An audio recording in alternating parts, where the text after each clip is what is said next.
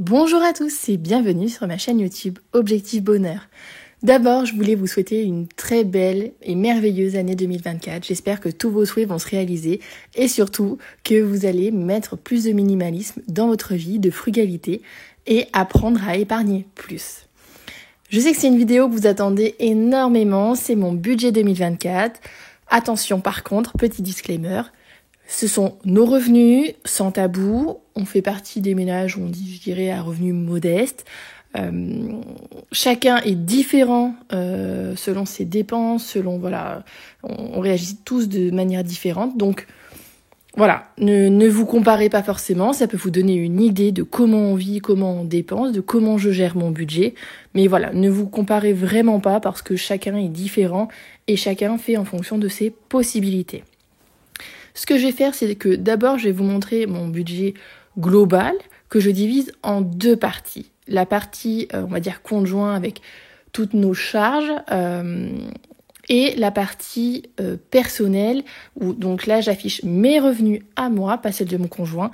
Mais je vous montre comment je m'organise personnellement. Et en fait, après, nous, on s'organise de telle manière à chacun fait un virement sur le conjoint pour répondre aux charges qui vont être appelées durant le mois. Donc voilà, je vais revenir sur tout ça de manière plus détaillée juste après. C'est parti pour ma partie personnelle. Alors, sur ma partie personnelle, comme vous pouvez le voir, mes revenus ont augmenté depuis l'année 2023. Je vous remets le lien sur mon budget 2023 juste en dessous de la description de la vidéo. Voilà, j'ai augmenté d'environ 150 €. Alors ça s'explique tout simplement parce que j'ai fait le choix de passer à 90% de mon temps de travail au lieu de 80% comme j'avais fait l'année dernière parce que financièrement ça commençait à devenir compliqué et je préfère vivre normalement sans me priver tout le temps, pouvoir continuer d'épargner et tout en nous faisant plaisir. Donc voilà, ça c'est un choix que j'ai fait. Pour autant, je garde les mercredis avec mes enfants, donc ça va, c'est moindre mal et je reste complètement heureuse de ce choix. Et qui sait, peut-être que si mes revenus augmentent, je pourrais revenir à 80%. On verra. Pour l'instant, je ne sais pas, je vais y réfléchir. Donc, comme je vous le disais, donc mes revenus, 1822 €. Bientôt, je vais changer de travail, donc ce montant est amené à être réévalué prochainement. Je pense que je vous referai un budget à ce moment-là pour voir comment je vais répartir ma hausse de salaire. En tout cas, là, comment je vais vivre sur ces premiers mois de l'année. Donc déjà, je vais mettre sur le conjoint, donc le compte commun qu'on a avec mon conjoint, 1150 €. En fait, on met en fonction de nos salaires, de ce qu'on peut. Et comme je suis à 90% pour pouvoir m'occuper des enfants, ça nous évite aussi des frais de centre aéré. Et donc, ces frais de centre aéré, finalement, on les enlève à ce que je verse sur le conjoint et mon mari complète. Pour ce qui est du transport, l'année dernière, j'étais à 100 €. Bon, c'était un peu juste. Des fois, en fin de mois, il fallait que je rajoute un peu. Donc là, comme j'ai eu une hausse de salaire, je préfère mettre 150 € pour être vraiment tranquille. Souvent, je vais au travail en train la plupart du temps. Bon, malheureusement, je suis sur une ligne qui est pas top. C'est souvent supprimé.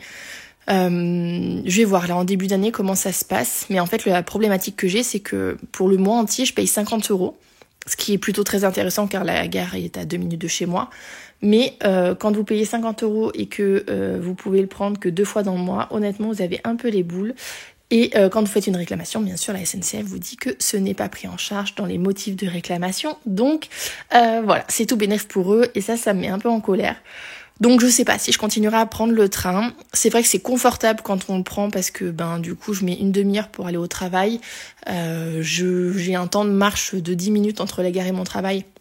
Du coup ça me permet aussi de lâcher prise, de profiter de ce moment juste avant d'aller travailler. Je peux lire dans le train également. Mais par contre, et puis aussi je loupe les bouchons parce que des fois j'ai des bouchons le matin ou le soir, ou des fois les deux. Et je peux mettre jusqu'à 1h30 pour aller à mon travail. Donc voilà, mais le gros moins, c'est de payer pour rien. Donc on verra. Voilà, je vais retester sur janvier, voir si la SNCF s'améliore. D'ailleurs, s'il y a quelqu'un qui travaille à la SNCF et que vous avez des astuces pour je sais pas, pourquoi ça c'est géré comme ça, ce qui est très dommage honnêtement parce que je trouve que c'est un service formidable. Enfin voilà, on n'est pas là pour parler de la SNCF, mais voilà mon ressenti. Sinon j'ai une voiture classique, une Clio 4, donc voilà, qui consomme très peu, donc même si j'ai pas mal de bouchons, au final ça consomme pas tant que ça, donc voilà, pour ça je suis plutôt contente. Les frais bancaires. Alors les frais bancaires, je les ai énormément réduits. Comme vous devez savoir, je suis également passée sur Boursorama pour une partie de mes comptes. Et donc j'ai testé une année en fait pour me rendre compte si c'était pratique, si ça fonctionnait bien, si j'avais pas de problématiques, etc. C'est pas le cas. La carte bancaire est gratuite, 0 frais bancaires. Donc ça, j'ai trouvé ça génial. Après maintenant, il faut que je prenne rendez-vous avec ma banque pour ces frais bancaires justement et voir comment je peux faire, soit pour complètement les réduire, soit sinon effectivement basculer tous mes comptes chez Boursorama, en sachant que mon crédit de maison n'est pas chez eux, donc voir comment ça se passe dans ces cas-là. Voilà. Donc ça c'est quelque chose que je peux travailler d'après moi. Mais le gros plus aussi, c'est que, je sais pas si vous vous souvenez, l'année dernière, j'avais une protection juridique que j'ai enlevée, car je la payais depuis des années et elle ne m'était absolument pas utile. Et la fois où j'en ai eu besoin, ça ne rentrait pas dans les cases. Donc voilà. Alors, l'épargne. Donc là, on est toujours sur une épargne de 100 € sur Livret A. Voilà, clairement, aujourd'hui, je ne peux pas mettre plus. Dans l'année, j'ai même dû réduire l'épargne pro, que je vais vous expliquer juste après, que j'avais passé à 50 €, parce qu'on n'y arrivait plus. Donc là, j'ai repassé à 100 €. Le livret A, c'est plutôt une épargne sur le long terme, pour financer divers projets. Et l'épargne professionnelle, c'est plutôt pour financer mes projets professionnels, mes formations, parce que j'ai un projet de création d'une micro-entreprise. Et voilà, et ça nécessite d'avoir un petit peu d'argent de côté, donc voilà, j'épargne. Autre chose qui a un petit peu augmenté, ce sont les loisirs. Donc les loisirs, je suis passée de 200 € à 250 €. Voilà, c'est pour nous laisser un peu plus de souplesse. Et puis comme tout a augmenté, honnêtement, avec 200 €, en fait, vous faites plus rien ou pas grand-chose. Si vous faites un restaurant à 4 personnes dans le mois, après, il vous reste pas grand-chose pour vous faire plaisir. Donc ça, c'est pour mon budget personnel et il me reste quand même 64,47 € à la fin du mois. Donc on verra si je les répartis, on verra en fonction de si j'ai des dépenses imprévues. Enfin voilà. Je m'adapterai, voir ce que je fais de cette somme, sinon je l'épargnerai, donc ce sera une belle somme en plus à la fin de l'année. Pour ce qui est du compte joint, alors là c'est un peu plus difficile pour le coup. Donc les revenus, c'est la somme, donc les 1150 € plus mon conjoint qui complète cette somme, donc c'est 1450 € lui qui le verse, et la CAF. Donc tout ça, ça nous fait 2741 de revenus.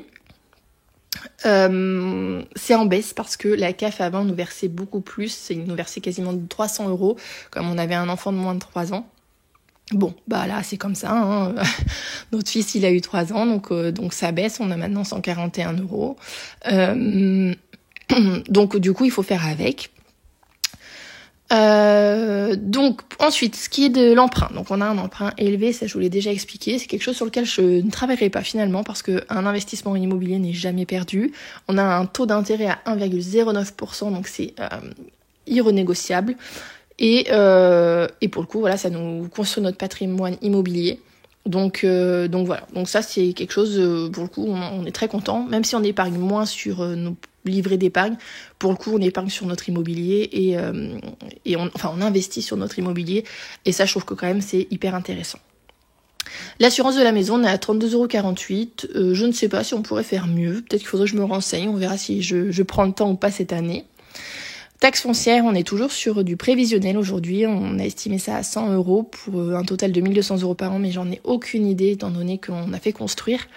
On devrait avoir notre première taxe foncière cette année, donc voilà, pour l'instant on est vraiment sur du prévisionnel. Le coût de la cantine pour 2 enfants par mois, donc 168 €, et pour la garderie, je suis à 118 € par mois. Donc ces montants-là sont amenés à varier parce que ça dépend du nombre de jours ouvrés qu'on a par mois, mais je suis partie sur la somme la plus haute. Je ne peux rien faire de particulier sur la cantine puisque voilà, je travaille et mon conjoint aussi, donc on peut pas les garder à la maison, c'est environ 5 € le repas. Et pour la garderie, on est environ à 8 € par jour pour 2 enfants, ce qui fait qu'on arrive à ces montants-là. J'ai la chance, et là c'est pour ça que vous pourrez pas forcément vous comparer, d'avoir des chèques CESU dans mon entreprise, et donc j'arrive à financer la garderie avec ces CESU-là. C'est pour ça que j'ai mis côté réel que je paye en CESU. Même si côté prévisionnel, je le déduis vraiment de mon budget parce que les CESU, Il faut savoir que par exemple sur 100 euros, vous financez quand même 40 euros. Donc je les achète, ces CESU, c'est un peu comme des tickets resto, finalement c'est le même principe. Mais en tout cas, ça me fait quand même malgré tout une réduction sur 100 euros de 60 euros. Donc ce qui est quand même hyper intéressant. Et donc du coup la garderie, je la règle uniquement en CESU. Pas toute l'année parce que j'ai un montant maximum qui est de 1300 euros si je ne m'abuse.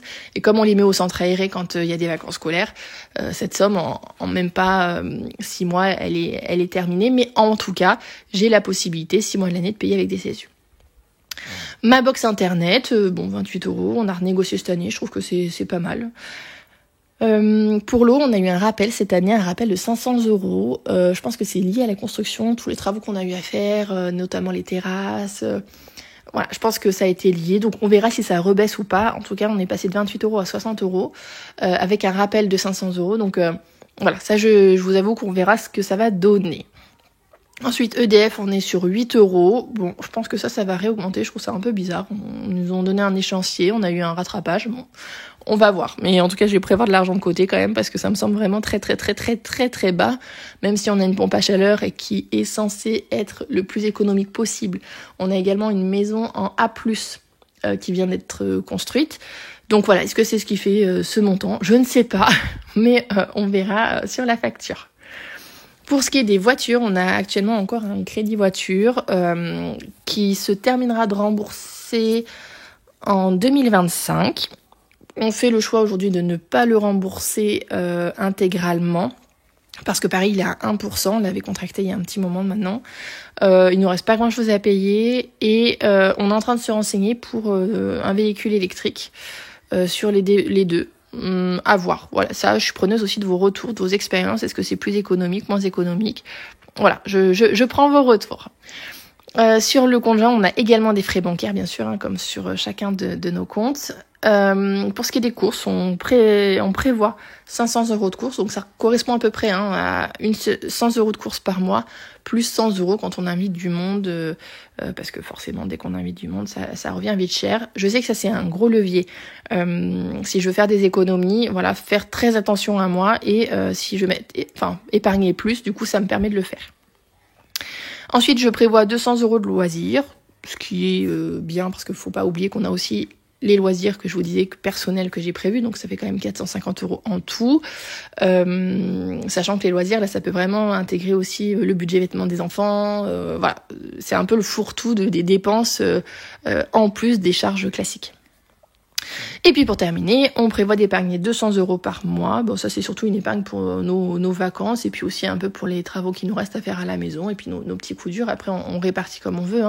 Mais voilà, on essaye d'épargner 200 euros par mois. J'aimerais que ce soit plus parce que je me dis quand même 200 euros, quand vous voulez partir en vacances, finalement c'est 2400 euros à l'année. Donc même si vous partez pas pour 2400 euros bien loin, voilà, ce serait peut-être à retravailler, mais en tout cas aujourd'hui on peut pas faire plus.